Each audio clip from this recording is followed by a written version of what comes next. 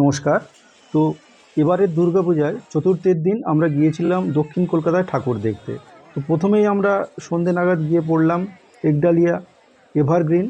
তো এটি একটি প্যান্ডেল করা হয়েছে, যে প্যান্ডেলটা দক্ষিণ ভারতের কোনো একটি মন্দিরের আদলে তৈরি করা হয়েছে। এবং মন্দিরের যে দেয়ালটা আছে লক্ষ্য করে দেখুন, পুরো দেয়ালের মধ্যে কৃষ্ণের যে 108টা রূপ, সেই রূপগুলোকে একটির পর একটি ফুটিয়ে তোলা হয়েছে। এবং অসাধারণ একটি ঝাড় এখানে দেখা যাচ্ছে।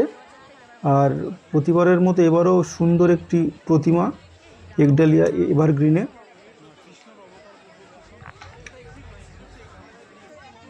লক্ষ্য করুন দেয়ালে প্রতিটাতে কৃষ্ণের যে 108টা রূপ, ওখানে প্রতিটা যে রূপ আছে রূপগুলো ওখানে ফুটিয়ে তোলা হয়েছে। তো ওখান থেকে বেরিয়ে আমরা একটুখানি বাইরে থেকে দেখলাম মন্দিরটা, তারপর আমরা হেঁটে চলে গেলাম জাস্ট একডালিয়া এভারগ্রিনের অপোজিটে সিংহি পার্কের দিকে। তো সিংহি পার্কের প্রবেশদ্বারেই অসাধারণ আলোকসজ্জা, যা যে কোনো মানুষকে মোহিত করে দেবে।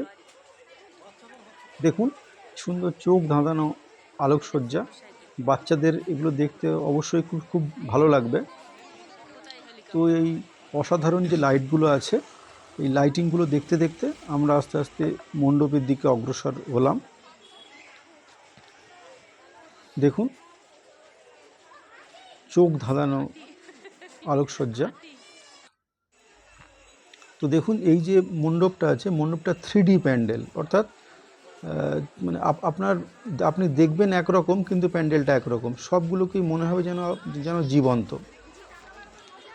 একটি করে কাগজ, কিন্তু কিন্তু সেটাকে মনে হবে যে সেটা যেন যেন জীবন্ত। এবং এখানকার যে ঠাকুরটা আছে, ঠাকুরটা প্রতিবারের মতো এবারও অসাধারণ সুন্দর এবং চোখ ধাঁধানো। অসাধারণ কারুকার্য ও শিল্প নৈপুণ্য ফুটিয়ে তোলা হয়েছে।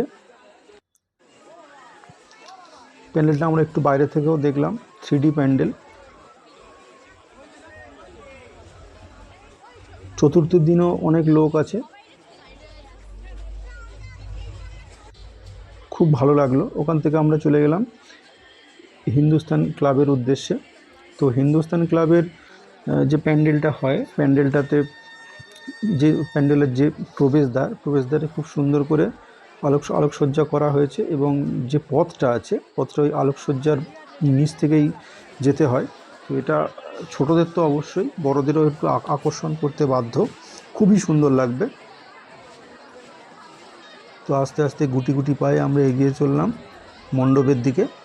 এবং দুপাশে প্রচুর লোক অনেক রকম ছোটোখাটো হ্যান্ডক্রাফটের জিনিসগুলো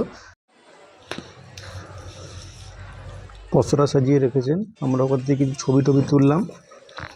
ছবি তুলে আস্তে আস্তে আমরা যখন মণ্ডপের সামনে গেলাম, দেখলাম যে পুরো মণ্ডপটা রেশম এবং সিল্ক দিয়ে খুব সুন্দর করে বানানো হয়েছে। একটা যে বড় বড় রাজাদের যে দুর্গা মণ্ডপগুলো থাকে, অনেকটা সেরকমভাবে তৈরি করা, অসাধারণ এবং চোখ ধাঁধানো, খুবই সুন্দর লাগছিল। লাইট পড়ে চকচক করছিল।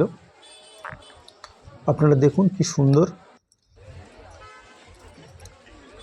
এবং মন্দিরের যে গেটটা ছিল সেটাও ছিল অসাধারণ, সেটা তো আপনারা অবশ্যই দেখলেন। তো এটা হচ্ছে গড়িয়াহাট হিন্দুস্তান ক্লাব। তো এই হিন্দুস্তান ক্লাবের প্রতিমা দর্শনের পরে আমরা আস্তে আস্তে মণ্ডপ থেকে বেরিয়ে সামনের দিকে এগিয়ে গেলাম। এবং পুজো মানেই তো আনন্দ, ঘোরাফেরা। তো ওখানে গিয়েই আমরা প্রত্যেকে সিদ্ধান্ত নিলাম খাওয়া দাওয়া করব। তো বেশিরভাগ লোক ওখানে সবাই বলল মোমো খাবো। তো একটা অসাধারণ চিকেন মোমো আমরা ওখানে ট্রাই করলাম গড়িয়াহাটে। তো আমাদের ওই দিনকের যে পুজোর যে ঘোরাফেরাটা খুব সুন্দর ছিল। তো আজকের মতো টাটা, ফিরে আসবো পরের দিন অন্য ভিডিও